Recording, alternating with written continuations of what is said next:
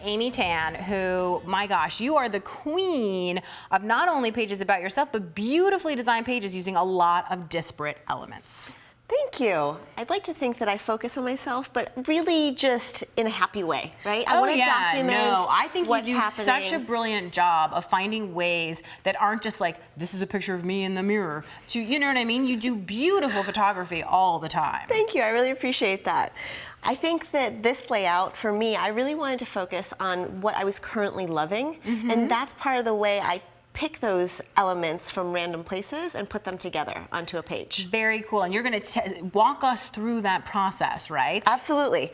So what I've done here is I've already stamped a little cloud and sun onto this craft paper, and because the elements being clustered can be on different levels, I'm going to show you a little quick technique where you can take a craft knife and a healing mat and simply cut on the design. And the reason I do this is because I actually want to slide something underneath it. Everybody thinks of clustering as layering on top, but I like to actually go a little bit deeper and have something underneath. That's so smart. And you know, I think the other brilliant thing is, you know now that that embellishment, that you're basically creating an embellishment on the back of your page that's actually going to coordinate. And now you're even taking a piece of pattern paper, right? And you're adding some cuts to that as well. Yes, because I do want to slide my photo under here. And I'll show you really quick how easy it is. So you don't even need a ruler, but if you want to get your line perfectly straight, you could use a straight edge. And as you can see, I've got a little slit there. This reminds me of almost like a photo corner or something. You're just creating a little place to put it. And oh my gosh, it totally looks now like you glued that teal house on top of the photo, which in fact I know you didn't, right? It's part of the pattern paper. What's really cool too is you can adjust your photo and the placement according to what you want to focus on in the pattern paper. Because I didn't want to cover up those hearts, I slid my photo down a little bit, and because I do want to make sure this cloud is above, I'm just going to slide this piece right there. Amy, this changes everything, because now it looks like these little triangles that didn't mean anything to me are actually like rain or something coming out of there. I mean, like, it's amazing how much you managed to transform that. Such a great happy little accident. So another thing I want to do is I want to just lift up slowly and put the adhesive right in the middle, just in case I want to layer some more stuff underneath and tuck. So you're just putting a tiny bit of adhesive just to keep it in place so you don't accidentally move it, the cat doesn't walk across it, or you have puppies, something like that. Exactly. And another thing you can do with your embellishments is use them in a different way. You know, I think a unique thing to do to something like this is use the sun, but even enhance it a little bit more. I'm taking a foam mat and I'm putting it underneath here, because what I'm going to do is make this brad into that sun by taking a paper piercer, going through the cardstock, and also just pushing it through there. And what's nice about this tool is that because I don't want the brad to go underneath my fingers, I'm simply going to put it down like that. Oh my gosh, How that's a great easy idea, is because I've that? gotten it stuck under my fingernail before. Absolutely. And you know what I love is you're taking advantage of things that are already here. You've taken advantage of the house that's already here. You've taken advantage of the design of the cloud stamp, the sun that's already there. You're just embellishing what's already there. So smart. And that's another way I actually choose the ephemera and the pieces that I'm going to take and put onto this page. So because, as you can see right now, I seem to really like the color teal, and I've picked up on that. I was gonna say, you're wearing teal. Exactly. So I'm going to actually take a piece of teal washi tape and layer it on top. What's nice about washi tape is that it's translucent, so you can actually kind of see through it. So it brings another element that you can kind of work with. And brilliantly, of course, you have your visual triangle here. I can see that, of teal. So smart, so simple.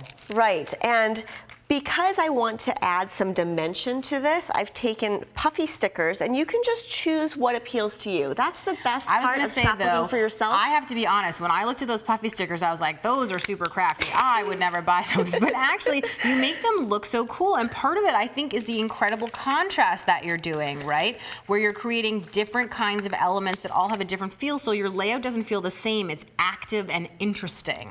Absolutely.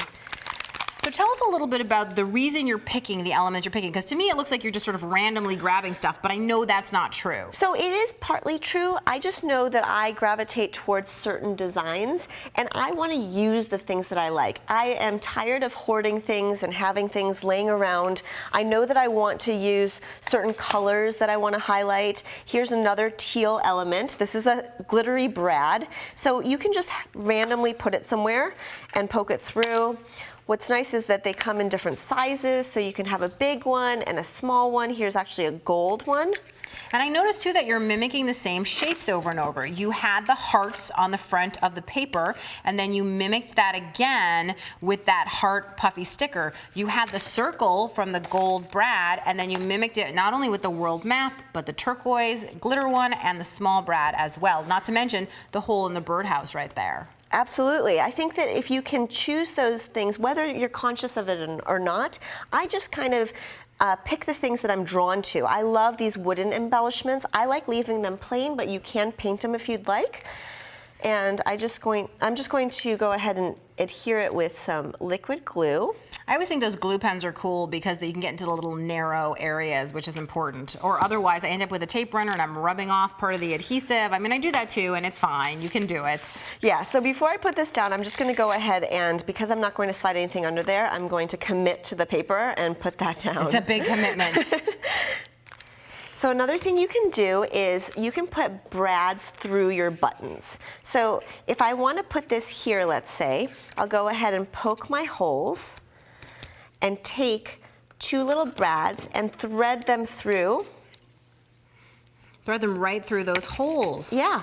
What a clever idea. So I'm noticing that you're putting one through and then through the paper. Does that make it easier to do that? I'm not sure. Sometimes you just need to wiggle it around. Like that one went straight through. Another thing I've seen people do is just poke the brad through the button, flatten it, and then use a glue dot. Oh, yeah. But if it goes through easily, then I just go ahead and do that. And flatten that on out. Very, very cool. So I can see that your layout is really coming together with all your different elements, but you still have so many more embellishments that you're gonna use, and I'm concerned because, you know, I'm guilty of doing too much on a page. I could see that happening. I do the same thing. I just get excited because I want to use all of my different papers and stickers.